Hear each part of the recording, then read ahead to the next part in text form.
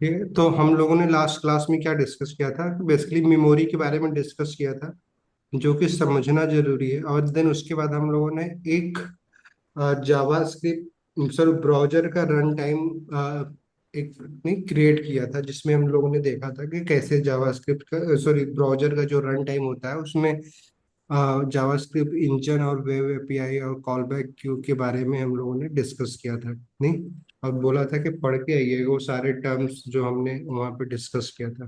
तो कुछ ऐसा डिस्कस किया था कि बेसिकली जो जावास्क्रिप्ट को रन करने के लिए हमें जरूरी है वो क्या होता है कि जावास्क्रिप्ट इंजन में हमारे जावास्क्रिप्ट के जो भी हम कोड लिखते हैं उसके थ्रू वो पार्स होता है, देन वो मशीन कोड में कन्वर्ट होता है, वो सारी चीजें होती है।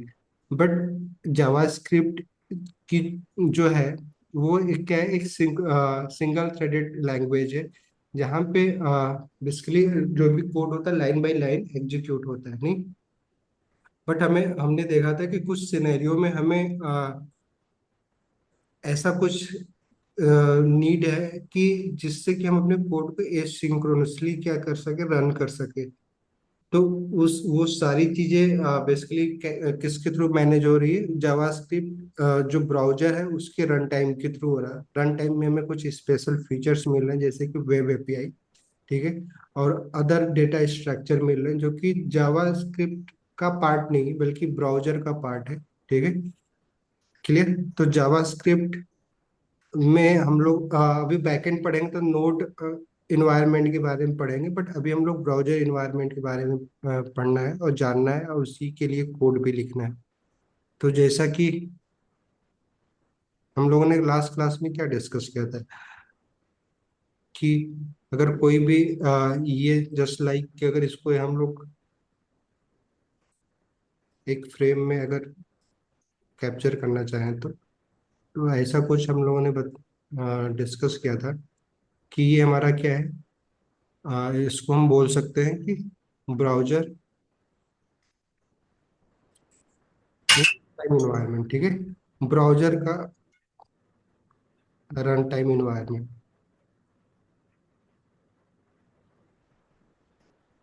ठीक है, अब इस ब्राउजर रन टाइम इन्वायरमेंट में क्या होता है कि पहले तो मेमोरी, क्योंकि हम लोगों ने जावास्क्रिप्ट इंजन जो बी8 इंजन जो कि बेसिकली बी8 इंजन जो क्रोम ब्राउजर हो बी8 इंजन यूज करता है, वैसे ही अलग अलग जो ब्राउजर होते हैं बेसिकली अलग अलग टाइप के इंजन खुद की क्रिएट किए होते हैं, बट मोस्टली पॉपुलर जो इंजन है जैसे कि क्रोम का बी8 है, बाकी मोजिला का चक्रा है, बाकी वैसे अलग एप्पल का सफारी का अपना एक अलग नहीं जावास्क्रिप्ट इंजन है। जावास्क्रिप्ट इंजन का काम सिर्फ इतना था है कि जावास्क्रिप्ट के कोड को बेसिकली मशीन कोड में कन्वर्ट करना, डायरेक्टली मशीन कोड में नहीं, बट उसका एक प्रोसेस होता है, बट अभी उतना डिटेल में हमें जानने की जरूरत नहीं है कि कैसे वो कन्वर्ट होता है।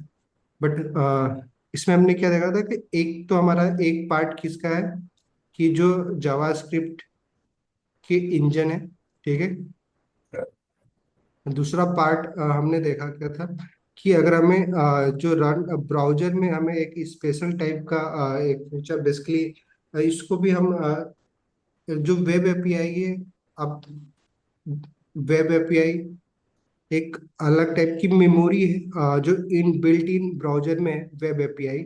ठीक है, जहाँ पे हमें अलग अलग टाइप के फंक्शन और ऑब्जेक्ट मिलते हैं जो कि बेसिकली जावास्क्रिप्ट इंजन में जो हमें जो जावास्क्रिप्ट की इंजन है, जावास्क्रिप्ट की इंजन में मोस्टली क्या होता है, जावास्क्रिप्ट इंजन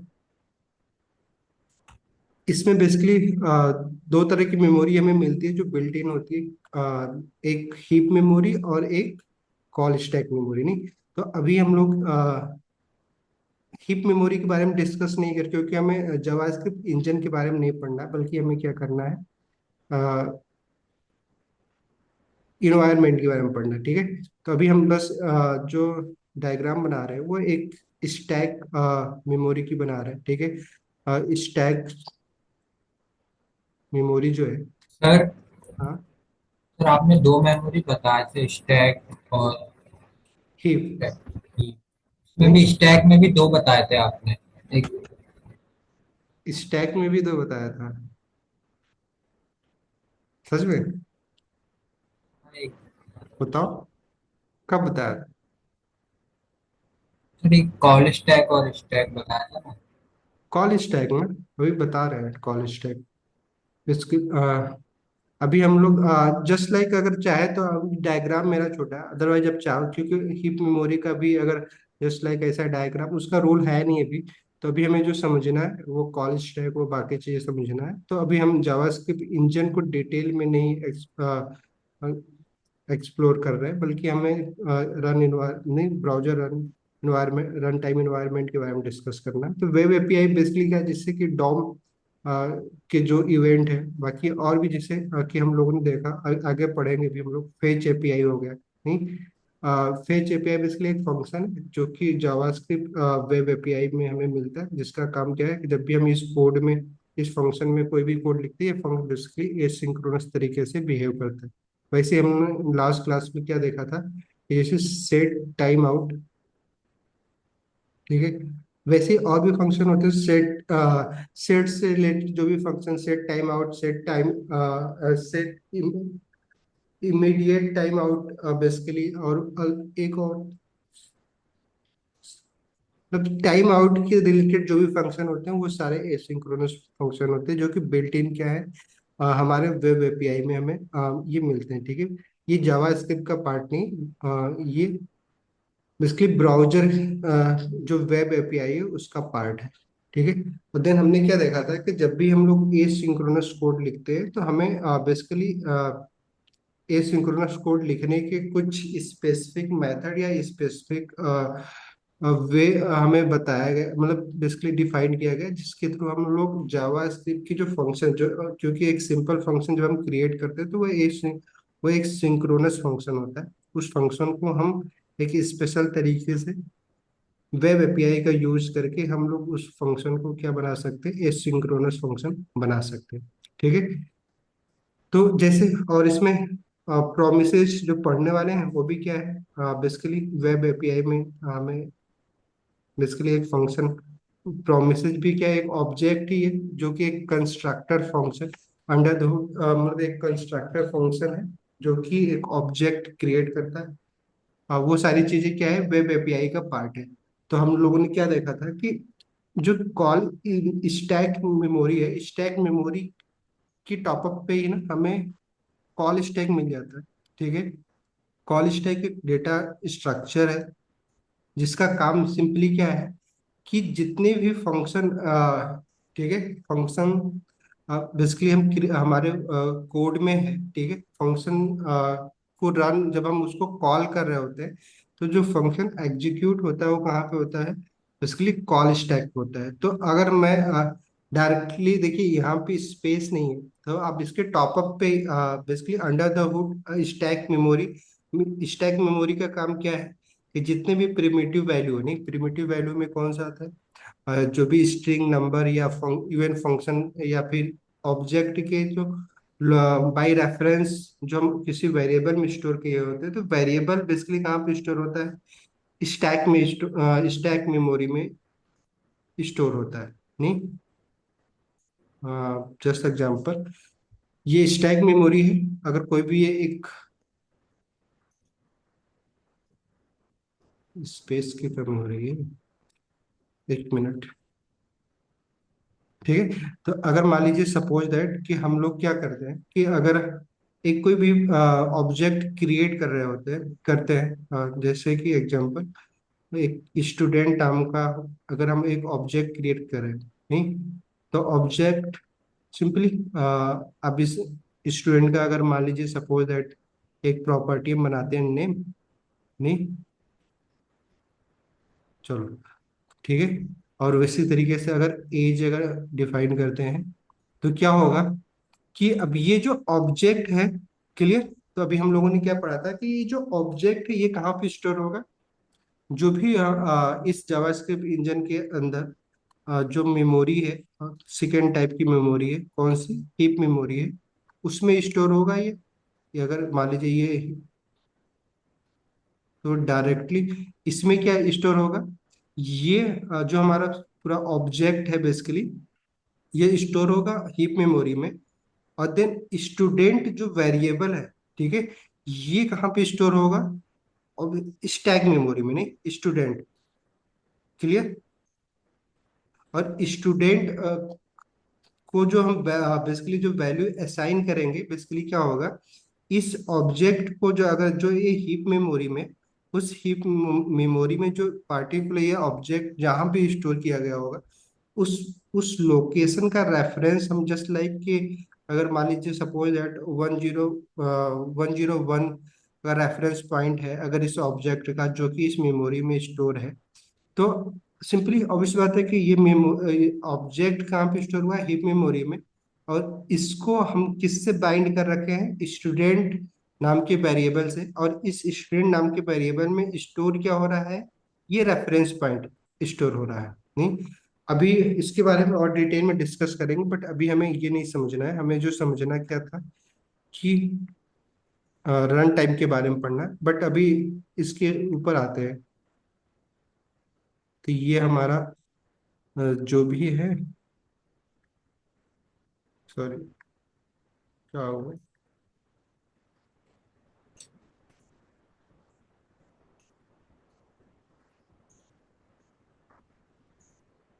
कॉल स्टैक, जो स्टैक मेमोरी है, इसी के ऊपर हमें, इसी के टॉपअप पे हमें क्या मिल जाता है? Call stack. कॉल स्टैक का काम क्या है? सिंपली जो भी फंक्शन है या फिर ये जो ग्लोबल वेरिएबल जो हम क्रिएट किए हुए हैं, या फिर फंक्शन के अंदर जो लोकल वेरिएबल, उसको वन बाय वन करके क्या होता है? एग्जीक्यूट करता है हमारा क्या? Call stack. ठीक है, जो कि एक स्पेशल टाइप का डेटा स्ट्रक्चर है।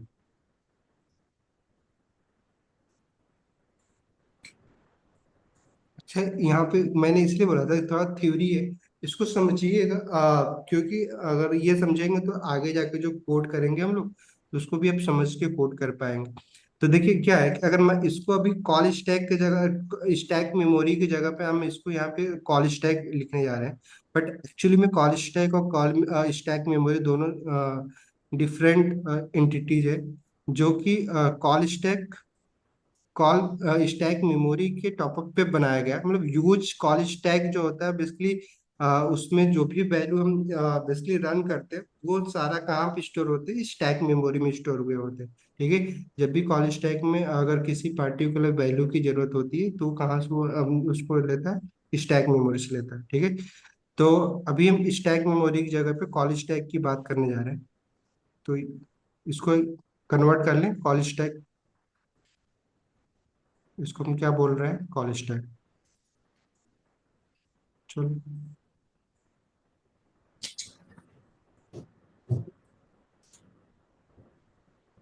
कॉल स्टैक का काम क्या है? सिंपली बस जो भी फंक्शन या फिर जो भी ग्लोबल वेरिएबल या फिर ऑब्जेक्ट भी है, उसको रन कर, कोड रन कहाँ पे होगा? कॉल स्टैक में रन होगा। और जो कॉल स्टैक होता है, कल हम लास्ट क्लास में हम लोगों ने डिस्कस किया था कि ये फीफो एल्गोरिथम पे वर्क करता है। फीफो का मतलब क्या है कि इसमें जो पहले जो भी कोड आएगा वो पहले, नहीं, इसमें से पॉप आउट होगा। ठीक है, इसमें से रिमूव होगा। ये कॉल स्टैक क्योंकि सिंगल थ्रेडेड है, कॉल स्टैक तो सिंगल थ्रेडेड का मतलब क्या है कि जब तक कोई भी कोड जो इस कॉल स्टैक में अगर इंटर होता है, जब तक वो एग्जीक्यूट नहीं होगा, सेकेंड कोड, सेकेंड जो भी फंक्शन या फिर जो समथिंग जो अलग वेरिएबल है, वो बेसिकली वहां पे क्या होगा? स्टोर नहीं होगा। नहीं, एक मिनट छोड़ो।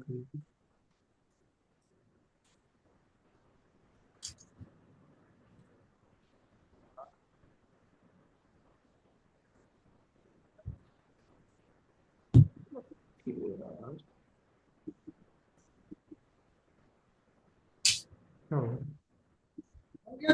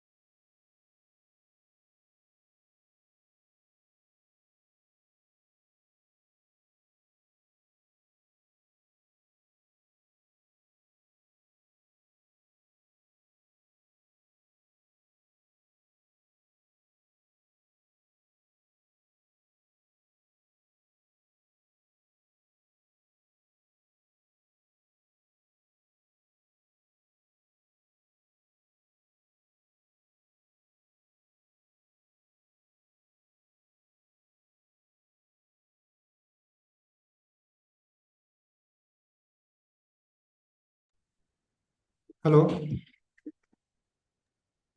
जी। Yes sir. क्लियर। तो बेसिकली मैंने क्या बताया अभी कि ये बेसिकली कॉलेज टेक एक फीफो काम करता है सिंपली। जो भी कोड इसमें जो भी फंक्शन या फिर कोई भी वेरिएबल इस एग्जीक्यूट सारा कोड जो भी फंक्शन या ग्लोबल वेरिएबल सारा एग्जीक्यूट कहाँ पे होता है, कॉलेज टेक में होता है। और अगर कोई भी फंक्शन यहाँ पे अगर एग्जीक्यूट होता है, और जब तक कि वो एग्जीक्यूट होकर यहाँ से पॉप आउट नहीं हो जाता तब तक कि नेक्स्ट फंक्शन यहाँ पे बेसिकली इंटर नहीं होगा कॉल स्टैक में। ठीक है। तो अगर एक एग्जांपल के रूप में अगर देखा जाए, अभी करते हैं इसका एग्जांपल करते हैं, बट अभी थ्योरेटिकली समझ लीजिए, फिर एग्जांपल के थ्रू इसको समझते हैं कैसे ये काम कर रहा है। देन क्या है, अगर कोई भी अगर स्पेसिफिक टाइप का अगर हम फंक्शन लिखते हैं, जैसे कि लास्ट क्लास में हम लोगों ने क्या देखा था कि जैसे अगर हम लोग सेट टाइम आउट फंक्शन का यूज करें, जो कि एक स्पेशल टाइप का फंक्शन जो कि एसिंक्रोनसली रन करता है, तो क्या होता है कि वो एग्जीक्यूट कॉल स्टैक पे ही होता है, बट तुरंत नहीं होता है। बेसिकली ये एक पार्टिकुलर टाइम लेता है। ठीक है। तो वो टाइम वो वेट बेसिकली कहाँ पे करता है, यहाँ पे कॉल स्टैक में नहीं करता, क्योंकि कॉल स्टैक में अगर वेट करें तो सिंपली हमारा हमारा एग्जीक्यूशन कॉन्टेक्स्ट ही ब्रेक हो जाए, बेसिकली स्टॉप हो जाएगा। नेक्स्ट कोड हमारा रन ही नहीं होगा, क्योंकि कॉल स्टैक में ही रन होना है। तो बेसिकली वो वेट या जो भी टाइम उसको एग्जीक्यूट होने में टाइम लगेगा, वो सारा वेट वो सारा प्रोसेस कहाँ पे होगा, बेसिकली वेब एपीआई में। तो जो भी स्पेशल टाइप की जैसे एसिंक या प्रोमिसेस टाइप के अगर जो भी फंक्शन हम लोग यूज कर रहे होते हैं, वो बेसिकली जैसे ही कॉल स्टैक में आता है, कॉल स्टैक बेसिकली ब्राउजर हम कॉल स्टैक से उठाकर उसको कहाँ पे सेंड कर देता है, वेब एपीआई के पास सेंड कर देता है। ठीक है। और फिर हम लोगों ने क्या देखा था कि वेब एपीआई में वो प्रोसेस होता है, जो भी चीजें हैं, जितना भी टाइम उसको लेना है, ठीक है, उसको कंप्लीट होने पे जब यहाँ से वो सक्सेस रिटर्न करता है, सिंपली जब वो हमारा फंक्शन प्रोसेस हो जाता है, एग्जीक्यूट जो भी प्रोसेस करना है वो सब कंप्लीट हो जाता है, देन वो हमारा वो कहाँ पे आके स्टोर हो जाता है। सिंपली हम लोगों ने क्या डिस्कस किया था कि स्पेशल टाइप के डेटा स्ट्रक्चर जो कि इस ब्राउजर में ही यूज किया जाता है। ठीक है। जिसको हम क्या बोल रहे हैं, कॉल बैक क्यू बोलते हैं। ठीक है। इस कॉल बैक क्यू में आके क्या होगा, यहाँ से जो भी एसिंक्रोनस कोड होंगे, यहाँ पे प्रोसेस होने के बाद इस कॉल बैक क्यू में आके क्या होंगे, स्टोर हो जाएंगे। ठीक है। और वेट करेंगे तब तक जब तक कि हमारा ये कॉल स्टैक, क्योंकि कॉल स्टैक ऑब्वियस बात है, जैसे ही कोई हम लोगों ने लास्ट क्लास में देखा था कि जैसे सेट टाइम आउट फंक्शन आया, उसको बेसिकली वहां पे हमारा कोड स्टॉप नहीं हुआ था, देन उसकी नेक्स्ट लाइन का कोड वो एग्जीक्यूट करना स्टार्ट कर दिया था। तो अब इस बात वो कहाँ पे एग्जीक्यूट होगा, हमारे कॉलेज स्टैक में होगा। तो अब इस बात है, अगर उस प्रोसेस में अगर मान लीजिए हमने सेट टाइम आउट को 0 सेकेंड ही दिया होता, तो वो तो जस्ट 0 सेकेंड में वो हमारा प्रोसेस हो जाता है कोड। बट वो कोड कहाँ पे आके वेट कर रहा होता, सिंपली सेट टाइम आउट कहाँ पे, कॉल कॉल बैक क्यू जो हमें इसको हम क्या बोल रहे हैं, कॉल बैक क्यू बोल रहे हैं। ठीक है। इस कॉल बैक क्यू जो कि एक स्पेशल टाइप का क्या है, डेटा स्ट्रक्चर, जो कि लीफो पे काम करता है, जो कि सर सॉरी फीफो पे ये काम करता है। क्यों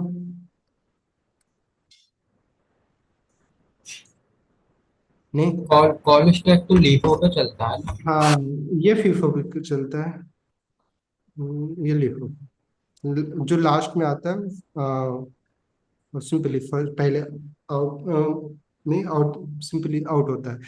तो फीफो में basically just example set time out, अगर मान लीजिए हमने दो सेट टाइम आउट रन किया है, ठीक है, और उसको डिफरेंट डिफरेंट टाइम दिया है, तो वो बेसिकली आके सिंपली जब भी वो प्रोसेस हो जाएगा वो कहाँ पे स्टोर होगा, सिंपली जस्ट लाइक ये फर्स्ट सेट आउट है, then second set out set time out है।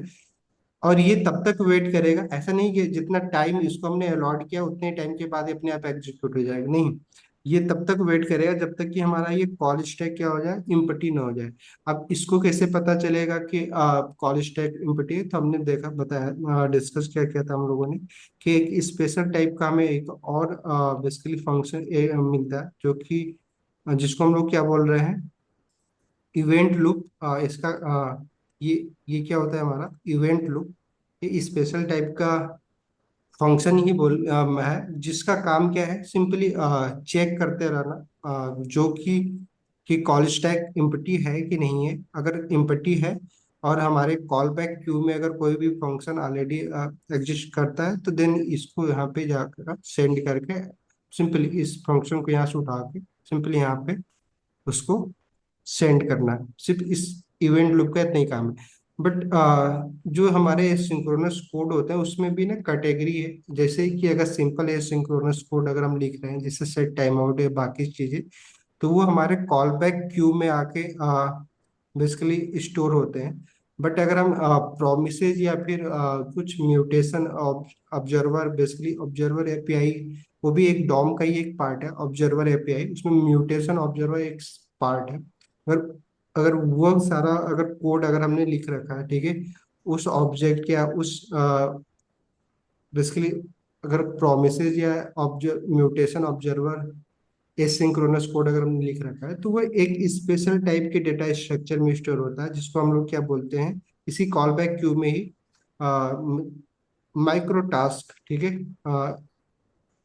ठीक है, माइक्रो टास्क में क्या कौन सा स्टोर होगा, सिर्फ प्रोमिसेज और म्यूटेशन ऑब्जर्वर जो भी ऑब्जेक्ट है, वो सारे सारे कोड कहाँ पे अगर रन होने के बाद कहाँ पे स्टोर होंगे, माइक्रो टास्क नाम की डेटा स्ट्रक्चर में, जो कि कॉल बैक क्यू का ही एक पार्ट है। बट इसकी priority compare to call back queue higher होती है। प्रायोरिटी मतलब क्या, कि अगर मान लीजिए सपोज दैट हमने प्रोमिसेस भी यूज किया है अपने कोड में और सेट टाइम आउट भी यूज किया है, दोनों ने सेम टाइम पे हमारे कॉल बैक क्यू में आके वो स्टोर है, क्योंकि बट प्रोमिसेस कहाँ पे स्टोर होंगे, माइक्रो टास्क में। ठीक है, जो ये माइक्रो टास्क क्यू है हमारा, इसमें स्टोर होंगे। तो जब भी हमारा कॉल स्टैक इम्पटी होगा, तो इवेंट लूप सबसे पहले किसको चेक करेगा, माइक्रो टास्क क्यू को चेक करेगा। अगर यहाँ पे अगर कोई भी कोड अवेलेबल है, तो सबसे पहले माइक्रो टास्क क्यू के कोड को क्या करेगा, हमारा इवेंट लूप पुश करेगा कॉल स्टैक में। ठीक है, एग्जाम्पल के लिए अभी बस इतना इतना सिनेरियो समझ में आया, इतने सारे टर्म, कि बेसिकली हमारा कॉल स्टैक का काम क्या है, सिंपली कोड को एग्जीक्यूट करना। बेसिकली फंक्शन या फिर ग्लोबल वेरिएबल जो है वो सारे हमारे कहाँ पे होते हैं, एग्जीक्यूट कहाँ पे, कॉल स्टैक में होंगे। ठीक है, क्लियर। जो कि एक कॉल जो स्टैक मेमोरी है उसी का टॉपअप पे बनाया गया एक स्पेशल टाइप का डेटा स्ट्रक्चर है कॉल कॉल स्टैक। ठीक है, जिसका काम सिर्फ सिंपल क्या है, ये फंक्शन को एग्जीक्यूट करना। ठीक है, देन अगर कोई स्पेशल टाइप का फंक्शन है जो कि एसिंक्रोनसली बिहेव कर रहा है, तो वो सारे फंक्शन कहाँ पे प्रोसेस होंगे, वेब एपीआई में प्रोसेस होंगे। देन प्रोसेस होने के बाद वो वेट कहाँ पे करेंगे, कॉल बैक क्यू में करेंगे। कॉल बैक क्यू में तब तक वेट करेंगे जब तक कि हमारा कॉल स्टैक इम्पटी नहीं हो जाता है। और जैसे ही हमारा कॉल स्टैक इम्पटी होगा, बाकी कोड रन करके खाली होगा, ठीक है, देन हमारा क्या होगा कि जो भी इस क्यू में फंक्शन स्टोर है, इवेंट लूप क्या करेगा, सबसे पहले माइक्रो टास्क क्यू को चेक करेगा। अगर वहां पे अगर कोई फंक्शन अवेलेबल है, तो पहले उसको पोस्ट करेगा कहाँ पे, कॉल स्टैक में। देन उसके बाद फिर कॉल बैक क्यू के जो भी फंक्शन होंगे उसको पोस्ट करेगा कॉल स्टैक में। देन फिर यहाँ पे आके वो एग्जीक्यूट होगा, फिर यहाँ से रिमूव हो जाएगा। क्लियर, देन हमारा कोड रन हो जाएगा। एग्जाम्पल के लिए इस डायग्राम को ना माइंड में रखिएगा, और देन अभी हम लोग कोड करते हैं तो आपको ना चीजें समझ में आएगी। अदरवाइज ना, अगर डायग्राम नहीं क्लियर होगा तो फिर आपको लगेगा कि कैसे नहीं, इसका यूज नहीं कर पाएंगे बेसिकली आगे भी। और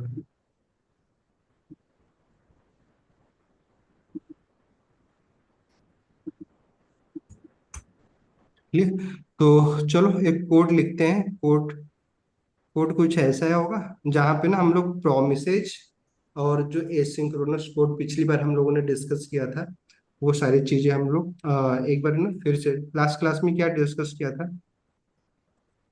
एक पहले तो कंसोल लिखते हैं। कंसोल एक सिंपली एक सिंक्रोनस कोड है, कंसोल डॉट लॉग। नहीं, क्यों, इसको सिंपली एक स्ट्रिंग पास कर दे रहे हैं स्टार्ट। क्लियर,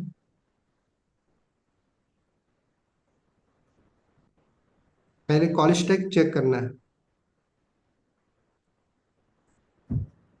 चलो आगे कॉल स्टैक के बारे में डिस्कस कर लेते हैं, फिर इन्वायरमेंट को डिस्कस करते हैं। तो जस्ट लाइक एक फंक्शन कॉल स्टैक में सारे फंक्शन एग्जीक्यूट होते हैं। जस्ट एग्जांपल, अगर मान लीजिए सपोज दैट हम लोग क्या करते हैं, एक फंक्शन क्रिएट करते हैं।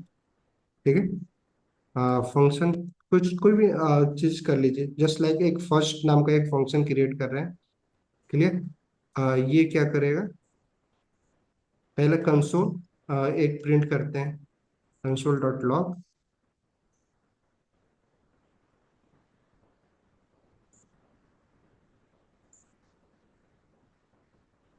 जी, समझ में ना आया तो बताइएगा आप लोग, थोड़ा सा थ्योरी है।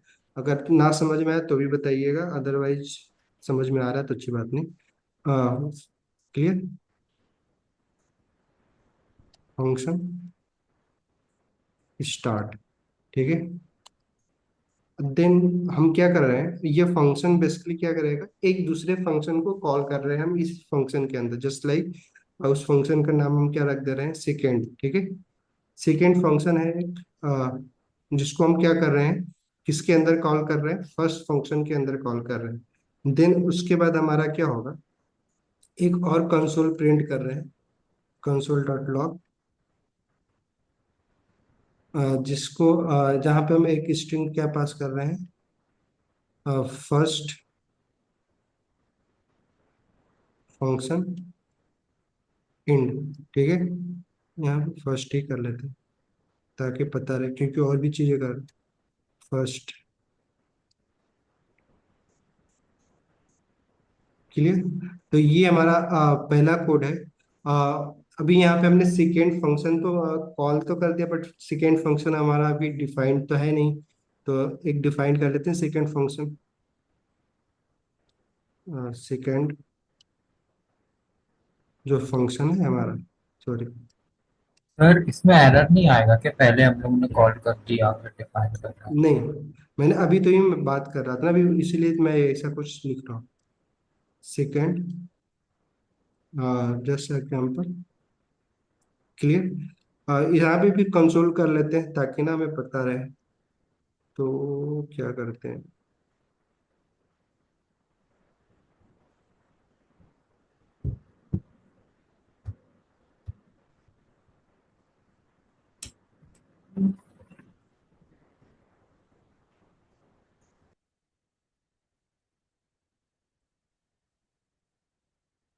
Second function start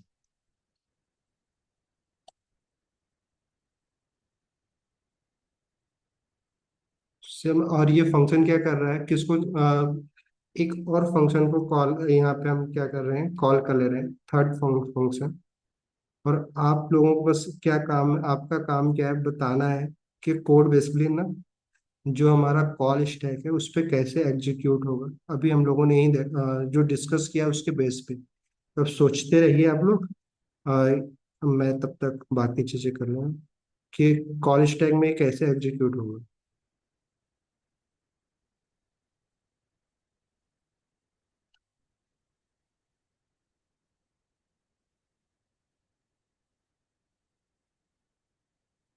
clear. और देन हमारा ये कोड। सर हाँ।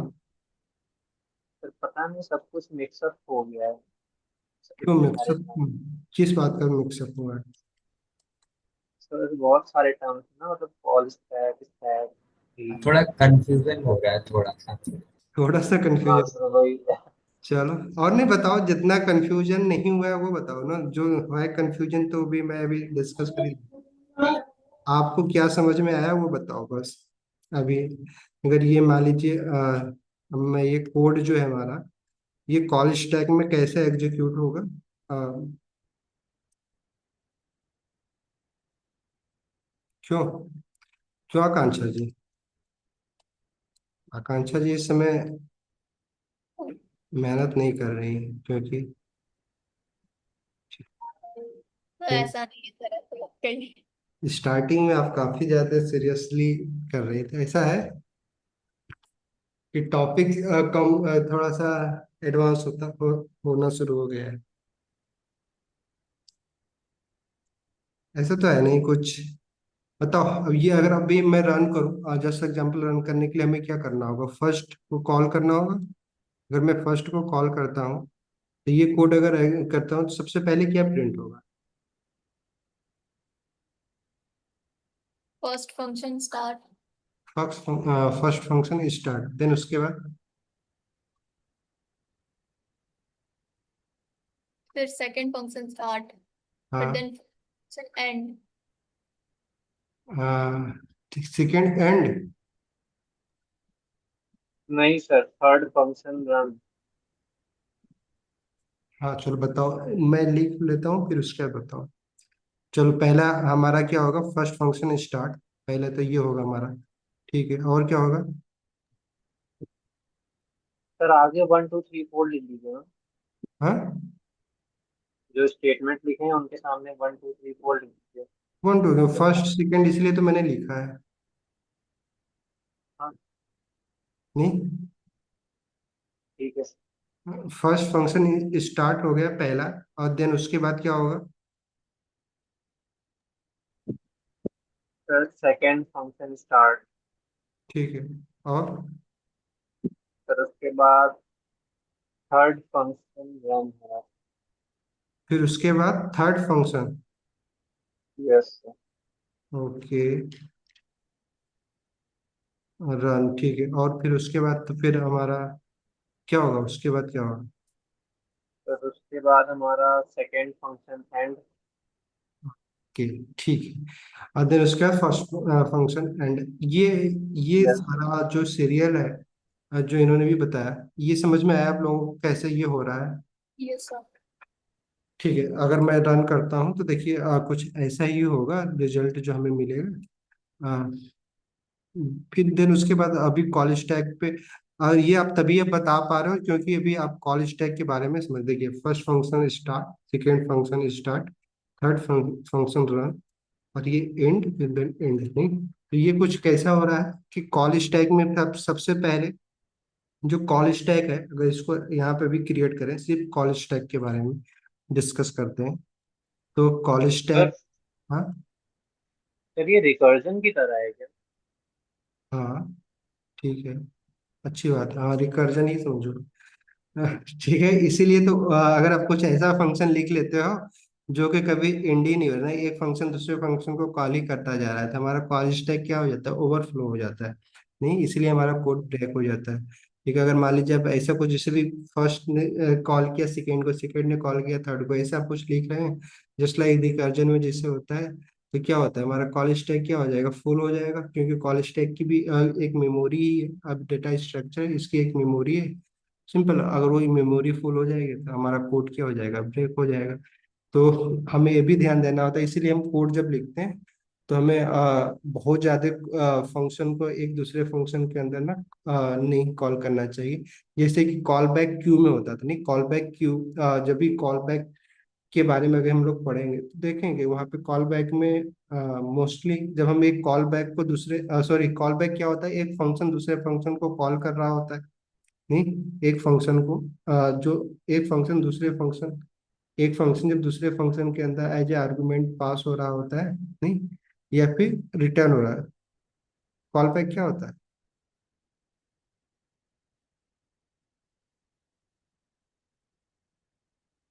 क्यों कॉल बैक भूल गए हम लोग?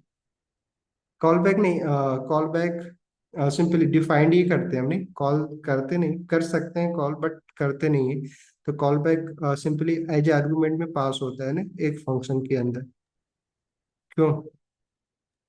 बट यहाँ पे हम क्या कर रहे हैं? इस कोड में हम एक फंक्शन दूसरे फंक्शन को क्या कर रहा है? कॉल कर रहा है। ठीक है, तो अगर जो कि एक रिकर्जन का पार्ट है, अगर ये थोड़ा सा और भी ज्यादा फंक्शन करता है, तो रिकर्जन का ही पार्ट, बट रिकर्जन में मल्टीपल फंक्शन बेसिकली हम स्पेशल टाइप की सिनेरियो को हम रिकर्जन के थ्रू सॉल्व करते हैं। बट अभी वो समझने की जरूरत नहीं, बस ये समझिए कि हमारा जो कॉल स्टैक है, सबसे पहले इस कॉल स्टैक में जो कोड होता है, कॉल स्टैक कुछ इस तरीके से काम करेगा। सबसे पहले हमारा ग्लोबल कॉन्टेक्स्ट जो है, ग्लोबल कॉन्टेक्स्ट में क्या आएगा? सिंपली जो हमारा विंडो ऑब्जेक्ट है, या फिर जो ग्लोबल वेरिएबल है, वो सारे और प्लस दिस कीवर्ड वो सारे हमारे क्या होगा इस ग्लोबल कॉन्टेक्स्ट में एग्जीक्यूट होगा। ठीक है, पहले वो इंटर होगा हमारे कॉल स्टैक में, और ये तब तक यहाँ एग्जीक्यूट नहीं होगा जब तक कि बाकी सारा कोड हमारा रन नहीं होता। देन हमारा क्या होगा, सबसे पहले हमारा फर्स्ट फंक्शन कॉल होगा, नहीं, जो कि अपने आप में क्या है एक एग्जीक्यूशन कॉन्टेक्स्ट, जो फंक्शन होते हैं सेल्फ का एग्जीक्यूशन कॉन्टेक्स्ट क्रिएट करते हैं। ठीक है, एग्जीक्यूशन कॉन्टेक्स्ट क्या बोलता है, जस्ट लाइक अगर ये फर्स्ट फंक्शन है तो फंक्शन के अंदर अपने आप में एक वेरी जो हम पैरामीटर या फिर जो लोकल वेरिएबल क्रिएट कर रहे होते हैं, तो ये बेसिकली इस एग्जीक्यूशन जो हमारा फर्स्ट फंक्शन है जो कि एक अपने आप में एक एग्जीक्यूशन कॉन्टेक्स्ट क्रिएट कर रहा है, वो सारे वेरिएबल कहाँ पे स्टोर होंगे, हीप मेमोरी में स्टोर होंगे, और जब भी इसको नीड होगी वो बेसिकली वहां से इसको ले लेगा। ठीक है, बट फर्स्ट फंक्शन जब तक एग्जीक्यूट नहीं होगा तब तक क्या होगा कि ये यहाँ से रिमूव नहीं होगा। कॉलेज टैग में हमने यही देखा कि कॉलेज टैग में जो भी कोड आता है सिंपली वो एग्जीक्यूट होगा, देन यहाँ से जब ये पॉप आउट होगा, ठीक है, रिमूव होगा, देन उसके बाद हम सेकेंड कोई भी कॉन्टेक्स्ट क्या होगा क्रिएट किया जा सकता है। ठीक है, बट फर्स्ट फंक्शन जो हमने यहाँ पे पास किया है, बट ये फंक्शन एग्जीक्यूट तो होगा नहीं, क्योंकि ये डिपेंड किस पे करता है, सेकेंड पे। जब तक सेकेंड फंक्शन अगर क्लियर नहीं होगा, ठीक है, जब तक सेकेंड फंक्शन एग्जीक्यूट नहीं होगा, फर्स्ट फंक्शन तो एग्जीक्यूट हो नहीं सकता, जब तक एग्जीक्यूट नहीं होगा रिमूव नहीं हो सकता है। तो अब इस बात है, फर्स्ट फंक्शन किसको कॉल कर लेगा विदाउट रिमूव हुए, सेकेंड को, नहीं, ऐसा ही है कि फर्स्ट फंक्शन जो हमारा है यहाँ पे अभी देखेंगे अब तो ऐसा ही कुछ है ना। फर्स्ट फंक्शन पहले हमारा ये फर्स्ट लाइन एग्जीक्यूट करेगा सिंपली, जो हमारा फर्स्ट फंक्शन स्टार्ट है। देन जैसे सेकेंड लाइन पे आएगा, ठीक है, सेकेंड लाइन में क्या है, अपने आप पे एक फंक्शन है जो कि कॉल किया जा रहा है। अब ये फंक्शन ऑब्वियस बात है सिंपली डिफाइंड कहीं और किया गया है। जब ये सेकेंड फंक्शन जहाँ पे कॉल किया जाएगा वो सेकेंड फंक्शन के पास जाएगा, देन उसके बाद हमारा सेकेंड फंक्शन का भी फर्स्ट लाइन एग्जीक्यूट होगा, देन सेकेंड फंक्शन क्या करेगा, थर्ड फंक्शन पे डिपेंड है, तो देन सेकेंड फंक्शन किसको कॉल कर लेगा, थर्ड फंक्शन को कॉल करेगा।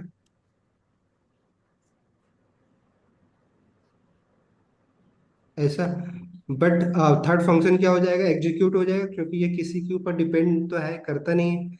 तो सबसे पहले जो हमारा फर्स्ट फंक्शन का पहली लाइन क्या एग्जीक्यूट हुई थी, first function start, then second function जब कॉल किया गया सेकेंड फंक्शन का, ये लाइन तो एग्जीक्यूट किसी पे डिपेंड तो है नहीं, ये एग्जीक्यूट हो जाएगा, नहीं, देन उसके बाद हमारा थर्ड फंक्शन कॉल किया जा रहा है तो वो थर्ड फंक्शन पहले एग्जीक्यूट होगा। तीसरी लाइन जो हमारी ये थर्ड फंक्शन इसलिए यहाँ पे रन होगा, देन इसके बाद ये क्या हो जाएगा, पॉप आउट हो जाएगा, सिंपल यहाँ से रिटर्न हो जाएगा। देन उसके बाद हमारा जो सेकेंड फंक्शन का कॉल, जब सेकेंड फंक्शन जो हमारा है ये फंक्शन थर्ड कॉल करने के बाद जो थर्ड लाइन है हमारा कंसोल, ये बेसिकली एग्जीक्यूट होगा। देन उसके बाद हमारा सेकेंड फंक्शन क्या हो जाएगा, कॉल स्टैक से रिमूव होगा, देन उसके बाद फर्स्ट फंक्शन रिमूव होगा इसको एग्जीक्यूट करने के बाद। ठीक है, देन लास्ट में फिर हमारा ग्लोबल कॉन्टेक्स्ट भी क्या हो जाएगा, एग्जीक्यूट हो जाएगा। देन उसके बाद हमारा क्या, ये कॉल स्टैक क्या है, सिंपल इम्पटी हो जाएगा। अगर फिर उसके बाद अगर कोई एसिंक्रोनस कोड अगर हम यहाँ पे लिखते हैं तो एसिंक्रोनस कोड क्या करेगा, देन उसके बाद जब ये हमारा कॉल स्टैक खाली होगा, फिर हमारा एसिंक्रोनस कोड अगर हम कोई थर्ड लाइन लिखते हैं तो वो कहाँ पे आकर एग्जीक्यूट होगा, सबसे लास्ट में होगा, क्योंकि कॉल स्टैक जब तक ये रिमूव नहीं होगा तब तक कि हमारा एसिंक्रोनस कोड हमारे कॉल स्टैक में एग्जीक्यूट होगा नहीं, क्योंकि कॉल स्टैक ऑलरेडी पहले से ही उसमें कोड अवेलेबल है, कॉन्टेक्स्ट ऑलरेडी क्रिएट किए गए होंगे।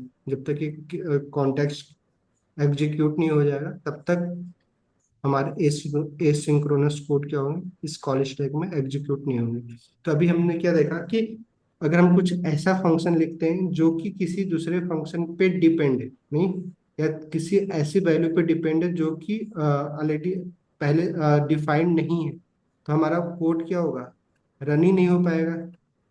नहीं, जस्ट लाइक ये फंक्शन हमारा यहाँ पे एग्जीक्यूट नहीं हो, अगर मान लीजिए सेकेंड फंक्शन क्या है कि अगर कुछ एरर शो कर दे या फिर नहीं ब्लॉकिंग फंक्शन हो, तो क्या हमारा फर्स्ट फंक्शन कभी एग्जीक्यूट हो पाएगा? नहीं, क्योंकि सेकंड फंक्शन ही नहीं एग्जीक्यूट हो सकता है।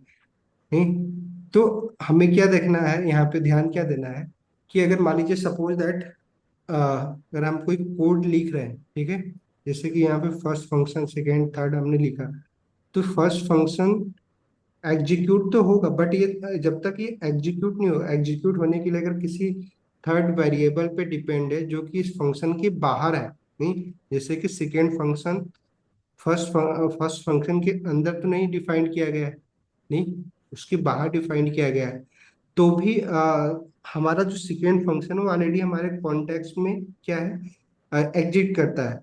तो अगर ये कॉन्टेक्स्ट जो हमारा फर्स्ट फंक्शन है वो हमारे कॉल स्टैक में है, तो जब भी सेकेंड फंक्शन में अगर कोई भी जो फर्स्ट फंक्शन का वेरिएबल है, अगर उसको अगर सेकेंड फंक्शन की नीड होती है तो क्या होगा, सिंपल ले सकता है इससे, क्योंकि ऑलरेडी वो हमारे कॉल स्टैक में है। कि अगर कोई भी, इसलिए अभी हम लोग आगे जाके पढ़ेंगे क्लोजर के बारे में। क्लोजर बेसिकली क्या करता है कि जस्ट लाइक यहाँ पे क्लोजर में जस्ट सेकेंड फंक्शन को अगर हम फर्स्ट फंक्शन के अंदर डिफाइन कर रहे हैं, ठीक है, तो फर्स्ट फंक्शन अगर रिमूव भी हो जाता है, क्योंकि जब अभी हम लोगों ने क्या देखा, कॉल स्टैक क्या कर रहा है, अपना खुद का, सॉरी, फंक्शन क्या कर रहा है, अपना खुद का कॉन्टेक्स्ट क्रिएट कर रहा है, क्लियर। तो जब, और ये कॉन्टेक्स्ट तब तक एग्जिट करेगा जब तक कि सिंपल वो एग्जीक्यूट नहीं हो जाता है, ठीक है। बट अगर मान लीजिए कोई आपने ऐसा फंक्शन बनाया जो कि सिंपल एग्जीक्यूट हो जाएगा, तो इस हमारे कॉलेज स्टैक से वो सारे उसकी जो मेमोरी है वो सिंपली पॉप आउट हो जाएगी, फिर उसका एक्सेस तो हमारे पास होना नहीं चाहिए।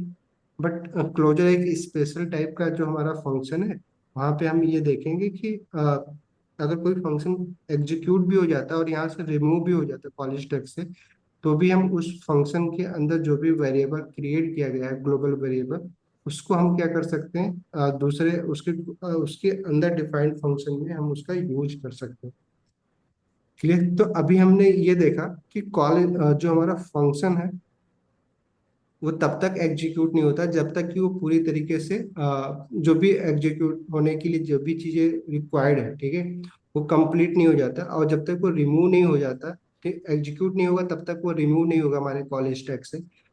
तो अगर हम कोई ऐसा फंक्शन बना रहे हैं जो कि कई सारे वेरिएबल पे डिपेंडेंट है, तो हमारा क्या हो सकता है कि ये कॉल स्टैक फुल हो सकता है, जैसे कि फर्स्ट फंक्शन सेकेंड फंक्शन को कॉल कर रहा है, सेकेंड फंक्शन थर्ड को कर रहा है, वैसे ही थर्ड फंक्शन भी किसी को कॉल कर रहा है।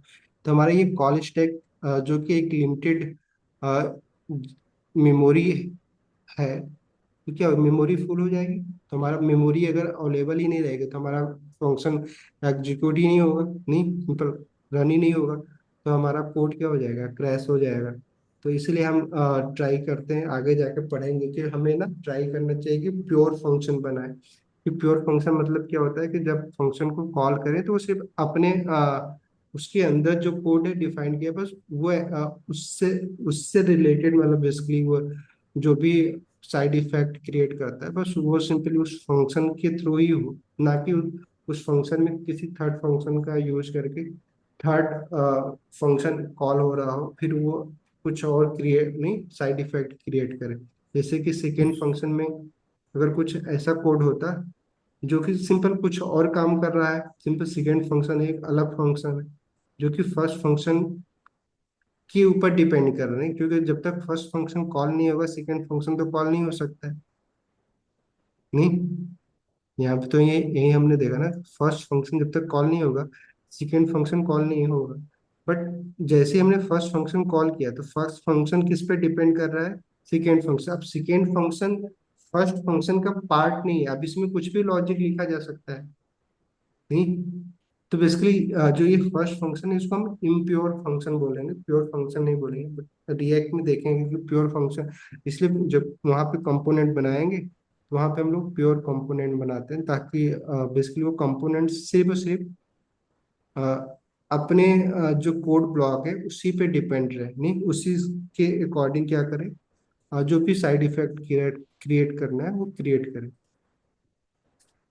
क्लियर। तो कॉल, सर हाँ, वो क्लोजर वाला समझ में नहीं आया। क्लोजर अभी समझाता हूँ, क्लोजर पढ़ेंगे। अभी अभी ये कॉल स्टैक कैसे रन हो रहा है, सिंपली आप देख पा रहे हैं कि अगर मान लीजिए अगर ये फंक्शन सेकंड कॉल नहीं होता, यहाँ पे कॉल नहीं कर रहे होते, तो क्या होता है, ये कोड कैसे रन होता है ये, फिर फिर कैसे होता है अगर मान लीजिए सपोज दैट सेकेंड और थर्ड यहाँ पे भी नहीं कॉल कर रहे होते, देन उसके बाद यहाँ पे हम लोग क्या करते। तो फर्स्ट रन हो जाता और फिर वापस चला जाता। बाकी क्या होता। फर्स्ट एग्जीक्यूशन कॉन्टेस्ट बनता और वो एग्जीक्यूट हो जाता, फिर वो कॉल स्टैक से चला जाता। सेकंड होता फिर चला जाता। देन उसके बाद सेकेंड आता, देन थर्ड आता, बट अगर मान लीजिए सेकेंड को पहले अगर हमने कॉल कर दिया तो फिर क्या होता। अगर मान लीजिए सेकंड अगर हम सेकेंड को पहले कॉल कर रहे हैं और देन हमारा फर्स्ट कॉल हो रहा है, देन उसके बाद हमारा थर्ड कॉल हो रहा है, तो फिर क्या होता। सेकंड पहले एग्जीक्यूट होता। सच में। हाँ सर। तो इससे अब क्या समझ रहे हैं कि फंक्शन डिफाइंड जब किया जाता है उस क्रम को नहीं देखा जाता, बेसिकली जब फंक्शन को कॉल किया जाता है, वो जब कॉल करते हैं वो कॉल स्टैक में हमारा क्या होता है, एग्जीक्यूट होता है। फंक्शन जब हम डिफाइंड करते हैं वो स्टोर कहाँ पे होता है, हमारे कॉल स्टैक मेमोरी में, ठीक है, क्लियर। सॉरी, हीप मेमोरी में होता है, बट उसका रेफरेंस कहाँ पे होता है, हमारे स्टैक मेमोरी में। जब उस फंक्शन को कॉल किया जाता है फिर वो कहाँ पे एग्जीक्यूट होगा, कॉल स्टैक में। सर कॉल स्टैक के अंदर ही स्टैक मेमोरी आती है। जी, स्टैक मेमोरी के अंदर कॉल स्टैक बोल सकते हो। अच्छा। नहीं। तो सर ये इसमें ग्लोबल कॉन्टेस्ट जो दिया हुआ है ग्लोबल, हाँ हाँ। ये हमारा परमानेंट रहता है कि ये भी रिमूव हो जाता है? नहीं, रिमूव हो जाएगा, लास्ट में रिमूव होगा, लेकिन सबसे लास्ट में रिमूव होगा। इसीलिए जो हमने लास्ट में डिस्कस किया किया था कि जब भी हम कोड लिखते हैं तो हम ग्लोबल वेरिएबल नहीं क्रिएट करते हैं, क्योंकि ग्लोबल वेरिएबल तब तक हमारे जो भी चीजें जो स्टैक है उसमें स्टोर रहेगा जब तक कि वो हमारा पूरा कोड क्या हो जाए, रन ना हो जाए, नहीं। बट फंक्शन जो होता है, इस फंक्शन के अंदर जब हम एक लोकल वेरिएबल क्रिएट करते हैं तो उसकी लाइफ तब तक होती है जब तक कि वो फंक्शन एग्जीक्यूट नहीं होता है, ठीक है। जैसे ही फंक्शन एग्जीक्यूट होकर यहाँ से रिमूव होगा, और जो भी लोकल वेरिएबल होंगे वो भी सारे क्या हो जाएंगे, रिमूव हो जाएंगे, ठीक है, क्लियर। इसलिए हम लोकल वेरिएबल क्रिएट करते हैं, बट ग्लोबल वेरिएबल आपने बहुत ज्यादा क्रिएट किया था ऑलरेडी, वो भी एक अपना एक मेमोरी क्रिएट लेगा, नहीं। और तब तक हमारा प्रेजेंट रहेगा इस कॉलेज टैग में जब तक कि हमारा पूरा कोड ना, पूरी स्क्रिप्ट क्या ना हो जाए, रन ना हो जाए, क्लियर। तो हमें ट्राई करना चाहिए कि ग्लोबल वेरिएबल जितना कम से कम हम यूज कर सके, नहीं। फॉर एग्जाम्पल हम ग्लोबल यूज ही नहीं कर रहे हैं तो ये नहीं बनेगा फिर? क्या बोल रहे हो। अगर ग्लोबल वेरिएबल हम नहीं यूज कर रहे हैं तो ये ग्लोबल कॉन्टेस्ट नहीं बनेगा? नहीं, आप अगर ग्लोबल वेरिएबल नहीं यूज कर रहे हो तो बट जो भी हमारा, क्योंकि ऐसा था ही नहीं, जो ग्लोबल ऑब्जेक्ट है, विंडो ऑब्जेक्ट, वो तो ऑलवेज प्रेजेंट ही रहेगा ना। ग्लोबल ऑब्जेक्ट जो हमारा है वो ऑलरेडी अवेलेबल है, बट अगर मान लीजिए आप एक स्ट्रिक्ट मोड में अगर जावास्क्रिप्ट लिख रहे हैं तो हमारा विंडो ऑब्जेक्ट तो रिमूव हो जाता है बेसिकली, उसको अनडिफाइंड कर देता है, देन लेकिन हमारा दिस कीवर्ड है वो एक ग्लोबल वेरिएबल क्रिएट करता है, ठीक है। दिस जो भी हम यूज करते हैं ना, दिस कीवर्ड आगे जाकर देखेंगे, तो भी किसका पार्ट है, ग्लोबल ऑब्जेक्ट का पार्ट है। बाकी उसके बाद जो हम अपना फंक्शन या फिर वेरिएबल क्रिएट करते हैं, ग्लोबल वेरिएबल वो तो होता ही है, बट जो विंडो ऑब्जेक्ट है, ठीक है, ये हमारा ग्लोबल एग्जीक्यूशन कॉन्टेक्स्ट का पार्ट है। दिस कीवर्ड हमारा क्या है, ग्लोबल एग्जीक्यूशन कॉन्टेक्स्ट का पार्ट है। और उसके बाद ये सारे जो फंक्शन जो हम क्रिएट करेंगे ग्लोबल वेरिएबल, वो तो पार्ट होंगे ही होंगे इसके, ठीक है। और ये तब तक प्रेजेंट रहेंगे कॉल स्टैक के अंदर जब तक कि हमारा सारा स्क्रिप्ट क्या ना हो जाए, कॉल स्टैक में आके बेसिकली रन ना हो जाए, ठीक है। सबसे लास्ट में रिमूव कौन सा होगा, क्या होगा, ग्लोबल वेरिएबल रिमूव होगा, क्लियर, नहीं। यस सर आ गया। ठीक है, अभी जैसे कि अभी होस्टिंग के बारे में हमने लास्ट क्लास में डिस्कस किया था, होस्टिंग क्या होती है। तो देखिए क्या होता है, जो ग्लोबल वेरिएबल होता है ना, कि जैसे ही हम कोई भी फंक्शन या वेरिएबल क्रिएट कर रहे होते करते हैं, ठीक है, डिफाइंड करते हैं, तो डिफाइंड जब करते हैं ना तो कोई भी वेरिएबल जस्ट लाइक अगर मान लीजिए सपोज दैट एक हम लोग वार वेरिएबल, वार कीवर्ड के थ्रू कोई भी एक variable just like name variable create कर रहे हैं, तो वार कीवर्ड के साथ अगर हम कोई वेरिएबल क्रिएट करते हैं तो स्पेशल टाइप के वेरिएबल है। इसको हम लोग क्या कर सकते हैं, बेसिकली अगर इसको हम कोई वैल्यू नहीं क्रिएट कर रहे हैं, ठीक है, नई वैल्यू इनिशियलाइज कर रहे हैं, तो बाय डिफॉल्ट जब हमारा कोड जब जावास्क्रिप्ट इंजन में जाता है तो इन सारे वेरिएबल को ना हमारा जावास्क्रिप्ट इंजन क्या करती है, बेसिकली उसको एक ग्लोबल कॉन्टेक्स्ट में बेसिकली पहले से स्टोर कर देती है, ठीक है। तो और इसकी वैल्यू क्या डिफाइन कर देती है, अनडिफाइंड, ठीक है। तो अगर आप किसी भी वार कीवर्ड के साथ जो वेरिएबल है, नहीं, ठीक है, उसको अगर कोई वैल्यू अगर आपने डिफाइन नहीं किया है, ठीक है, उसके बाद भी इसको अगर आप कहीं पे यूज कर रहे हो तो ऐसा नहीं है कि आपको एरर शो होगा। बट अगर लेट और कॉन्स्ट के साथ अगर आपने कोई वेरिएबल क्रिएट किया और उसको कोई वैल्यू नहीं इनिशियलाइज किया है और वैल्यू इनिशियलाइज करने से पहले उसको यूज कर रहे हैं आप, तो बेसिकली एरर आता है। बट वार कीवर्ड के साथ ऐसा नहीं होता है। उसी तरीके से जब भी हम नेम्ड फंक्शन बना रहे हैं, जैसे नेम फंक्शन क्या है, नेम के साथ कोई फंक्शन क्रिएट कर रहे हैं, तो ये भी एक स्पेशल टाइप का ना ग्लोबल कॉन्टेक्स्ट क्रिएट करता है। इसको हमारी जो जावास्क्रिप्ट इंजन है बेसिकली इस टाइप के जो फंक्शन होते हैं इसको बेसिकली ग्लोबल कॉन्टेक्स्ट में ऑलरेडी नहीं स्टोर करते हैं, सबसे पहले स्टोर कर देती है, ठीक है। देन उसके बाद फिर जब हम उस फंक्शन को कॉल करते हैं, जो भी वैल्यू हमें गेट होती है, देन उसके बाद उस वैल्यू उसके लिए उस फंक्शन की जो रिटर्न, ये जो फंक्शन रिटर्न करेगा, सबसे पहले जब डिफाइंड कर रहे होते हैं तभी हमारे ये ग्लोबल कॉन्टेक्स्ट में क्या होता है, ये स्टोर हो जाता है। इसीलिए हम जब भी नेम फंक्शन करते हैं यूज, तो इसको डिफाइंड करने से पहले इसको हम क्या कर सकते हैं, कॉल कर सकते हैं। तो जब भी नेम फंक्शन को हम कॉल करते हैं, बेसिकली जावास्क्रिप्ट इंजन में ये special type due to hoisting, hoisting एक कॉन्सेप्ट जो है उसमें क्या होगा कि हमने डिफाइन नहीं भी किया है तो भी हमारा क्या होगा कि एरर शो नहीं होगा, क्योंकि उसको जब भी हम नेम फंक्शन कॉल करते हैं तो जावास्क्रिप्ट इंजन, क्योंकि उसको हमारे पूरे कोड को सिंपली जब भी हम कोड रन कर रहे होते हैं, एग्जीक्यूट करने से पहले हमारा कोड पूरा एक बार तो पार्स करता ही है हमारा जावास्क्रिप्ट इंजन, देन उसके बाद फिर उसको एग्जीक्यूट करना स्टार्ट करता है कॉल स्टैक में सेंड करना। नहीं, जैसे कि मान लीजिए सपोज है कि ये हमने ये पूरा कोड लिखा है, अगर ये जो हमारा पूरा कोड है, ठीक है, तो सबसे पहले हमारे जावास्क्रिप्ट क्या करेगी, एग्जांपल के थ्रू देखा जाए तो सबसे पहले ना इन सारे कोड को जावास्क्रिप्ट क्या करेगा कि एक ग्लोबल कॉन्टेक्स्ट नाम का एक वेरिएबल बनाएगा सिंपली, और उस ग्लोबल कॉन्टेक्स्ट में सबसे पहले जो भी नेम्ड फंक्शन है या फिर ना वेरिएबल वार कीवर्ड के साथ जो वेरिएबल, उसको क्या करेगा, स्टोर कर लेगी, ठीक है। देन उसके बाद वन बाय वन करके क्या करना होगा, स्टार्ट करेगा एग्जीक्यूट करना, ठीक है। जब पूरा कोड सर हमारा, एग्जीक्यूट तो जब करेगा जब कॉल करेंगे। हाँ, सिंपल कॉल करेंगे, बट जब भी हम पूरा कोड हम एक बार करते हैं तो एग्जीक्यूट करने से पहले नहीं, जस्ट लाइक अगर मान लीजिए कोई वेरिएबल है, नहीं, जैसे आपके हमने जस्ट लाइक वार नेम हमने लिखा है, तो अब ये नेम वेरिएबल्स इस बात है हमारे जावास्क्रिप्ट इंजन में स्टोर होगा। तो जैसे ही मान लीजिए इसको हमने कोई एक वैल्यू दे दिया ना, जस्ट लाइक चलो प्रदीप, नहीं, तो अब ये क्या होगा, ये इसका जो प्रोसेस है कुछ इस तरीके से होगा। सबसे पहले जावास्क्रिप्ट इंजन जब हमारे कोड को पार्स करेगी तो वो ना सबसे पहले क्या स्टोर करेगी, वार इक्वल टू वार नेम, नहीं, ठीक है, और इसकी वैल्यू को क्या असाइन करेगी, अनडिफाइंड, ठीक है, क्लियर। सबसे पहले ये ग्लोबल कॉन्टेक्स्ट में हमारा हो जाएगा। देन उसके बाद फिर जब हमारा code line by line JavaScript engine run करना शुरू करेगा, तो फिर इस वैल्यू को अनडिफाइंड से हटाकर सिंपली जो भी वैल्यू हम असाइन करेंगे करेंगे वो चीजें क्या होगी, फिर यहाँ पे असाइन होगी।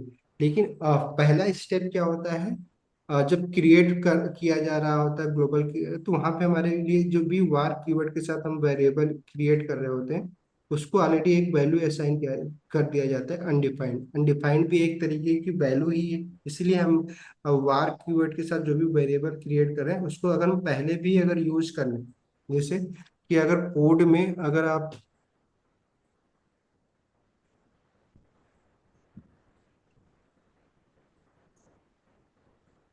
क्या करना है,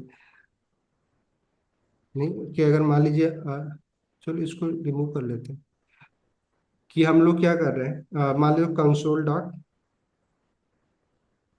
लॉग, और इस यहाँ पे हम कोई भी एक वेरिएबल जो भी हम आगे जाके भी क्रिएट करेंगे, जस्ट से कि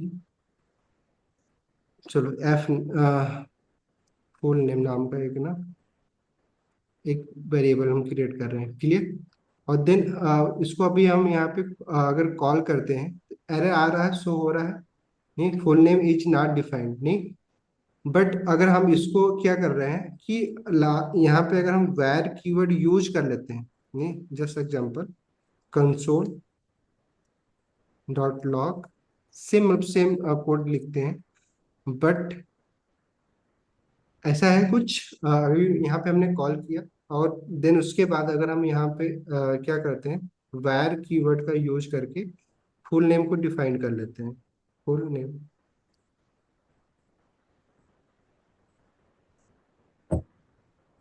क्लियर। अब इसको कोई भी वैल्यू अगर दे देते हैं, जस्ट लाइक चलो प्रदीप, नहीं, तो क्या होगा कि हमने कोड जो भी हम लोगों ने क्या पढ़ा था कि अगर कोई भी सिंक्रोनस कोड होता है तो लाइन बाय लाइन एग्जीक्यूट होता है, तो सबसे पहले तो फुल नेम एग्जीक्यूट मतलब होना चाहिए, रन होना चाहिए, नहीं। देन उसके बाद फुल नेम पे आना चाहिए वार जो कीवर्ड हमने यूज किया है, तो जैसे ही पहला लाइन रन करेगा एरर शो कर देना चाहिए, क्यों। बट अगर रन यस करते हैं तो देखिए अभी यहाँ पे क्या आ रहा है, सॉरी, सर वो वो इसकी प्रॉब्लम नहीं है, ये प्रॉब्लम है कि हमने पोर्ट गलत कर दिया, तो एक मिनट, नहीं तो अभी देखिए हमें क्या क्या कर रहे हैं, रन किया तो हमारा एरर शो नहीं हुआ, नहीं वार कीवर्ड के साथ अभी हमने जो किया तो अनडिफाइंड आया, नहीं। बट क्या हुआ कि एरर नहीं, अगर मान लीजिए अभी इसी लाइन को अगर हम यहाँ पे करते हैं तो देखिए अगर फिर से अगर हम यहाँ पे क्या कर रहे हैं, कंसोल, अगर सेम यही कंसोल कंसोल डॉट लॉग, अब अगर मैं फुल नेम को अगर प्रिंट करता हूँ तो क्या आप रिजल्ट क्या आएगा कि सबसे पहले जो पहला लाइन है कंसोल डॉट लॉग, उसकी वैल्यू क्या आएगी, अनडिफाइंड आएगी। देन जैसे फिर हमने फुल नेम वेरिएबल को डिफाइन इनिशियलाइज कर दिया, वैल्यू असाइन कर दिया, देन उसके बाद इसको कॉल करेंगे तो क्या वैल्यू आएगी, प्रदीप कुमार आएगा, नहीं। ये रन कर रहे हैं तो देखिए क्या है, सॉरी, ये दोनों में प्रदीप कुमार है क्योंकि ये जो कोड ऑलरेडी हमने रन कर दिया था वहां पे वैल्यू असाइन हो चुकी थी इस चीज को। तो बट ये अगर इसको अगर आप चाहें तो इसको कॉपी करके पूरा रिफ्रेश करके करो आप, तो आप देख पाएंगे, नहीं।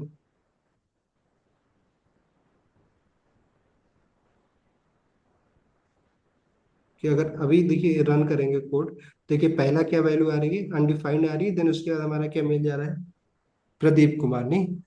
अनडिफाइंड किसके थ्रू आ रहा है, सिंपली ये वैल्यू, नहीं, ये जो हमारी वैल्यू है यहाँ पे कोड हमारा बेसिकली फुल नेम क्या है हमारा, अनडिफाइंड है, नहीं, अनडिफाइंड है। तो हमारा एरर शो, मैं आपको दिखाना क्या चाह रहा हूँ कि देखिए ये लाइन हमें एरर नहीं दे रहा, बट अगर इसके अलावा अगर हम इसी कोड का कुछ अगर इस तरीके से अगर लिख दे, नहीं, कि सेम कोड रहे बट यहाँ पे हम वार की जगह पे ना लेट यूज कर लेते हैं, लेट, अब क्योंकि अभी ऑलरेडी हमने फुल नेम यूज कर लिया है, तो यहाँ पे फुल नेम की जगह पे ना चलो एफ नेम करते हैं, ताकि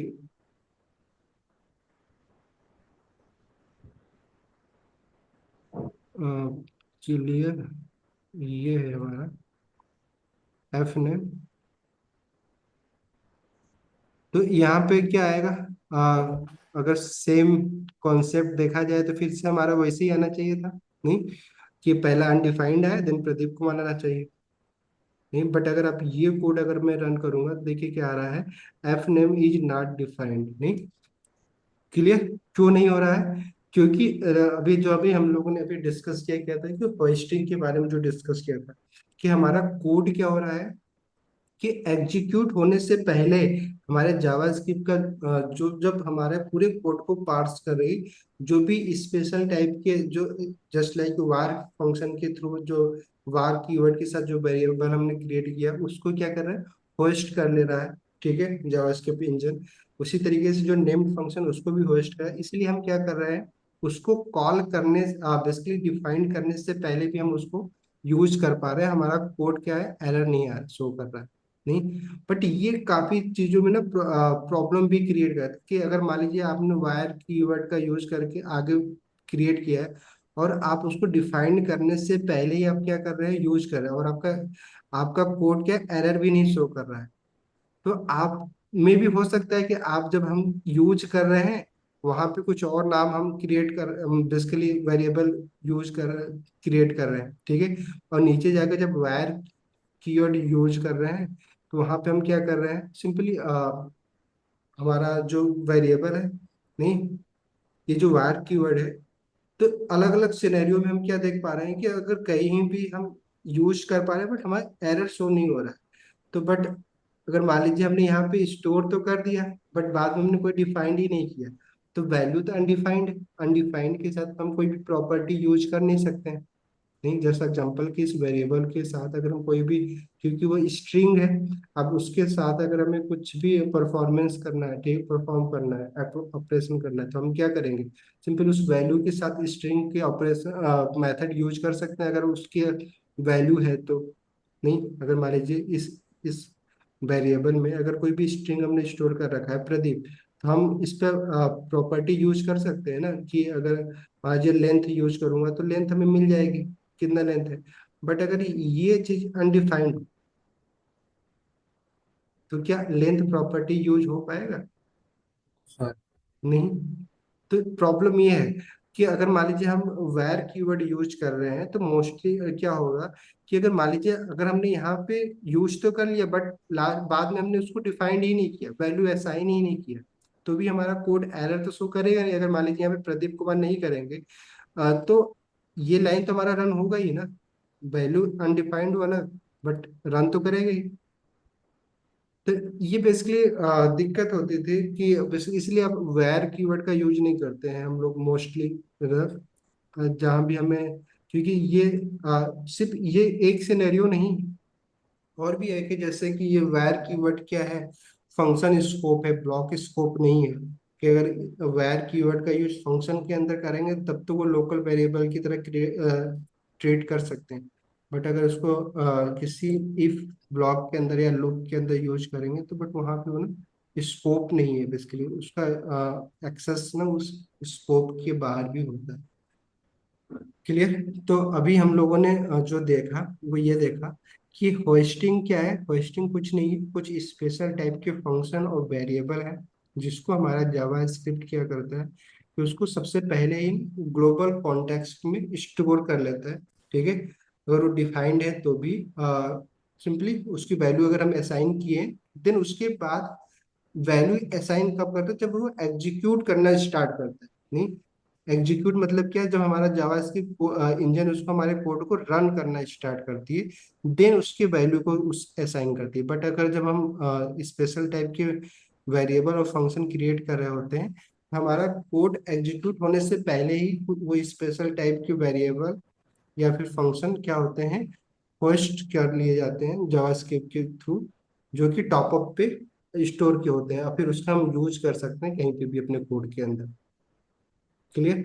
तो होस्टिंग अभी हम लोग जो आगे पढ़ने वाले, तो होस्टिंग का सिर्फ इतना ही है कि होस्टिंग स्पेशल टाइप के जो इस स्पेसिफिक टाइप की ये फंक्शन या फिर स्पेसिफिक टाइप की ये जो वेरिएबल क्रिएट किए जा रहे हैं, आगे जाके फिर और भी देखेंगे।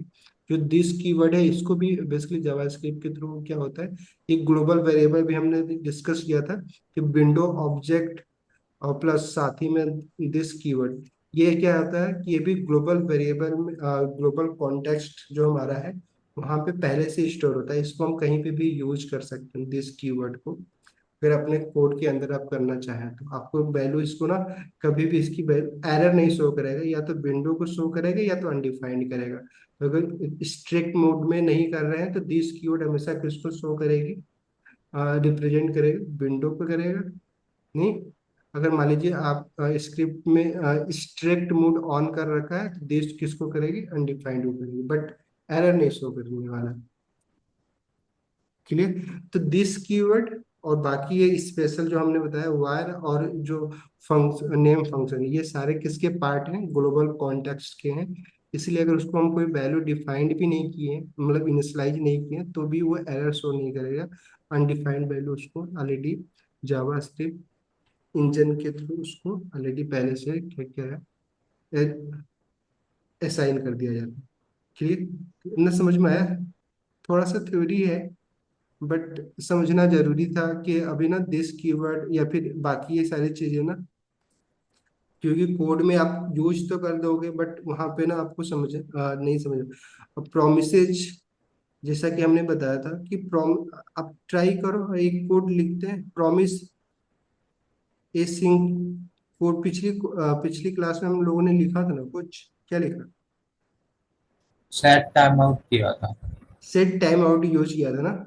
वो एग्जैक्टली कोड आप लिख सकते हो आप लोग, नहीं कर सकते हैं सर। कर सकते हैं। चलो अभी बताना मेरे को ना, क्या स्टेप क्या होगा।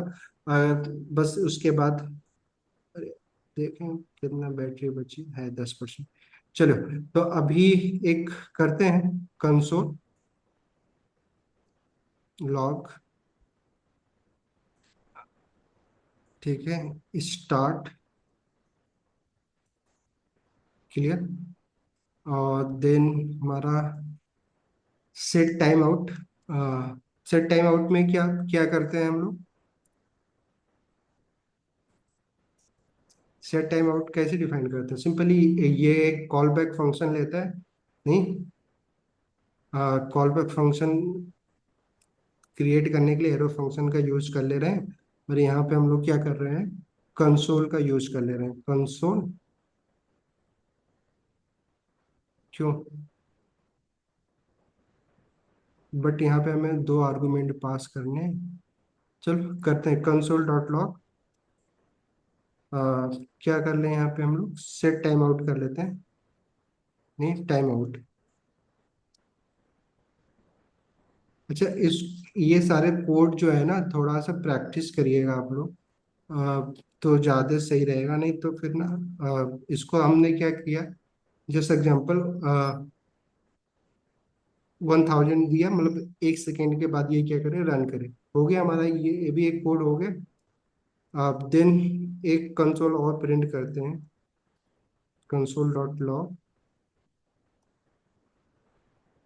ये क्या कर रहे हैं, सेकेंड यहाँ पे लिख दे रहे हैं, सेकेंड कंसोल में।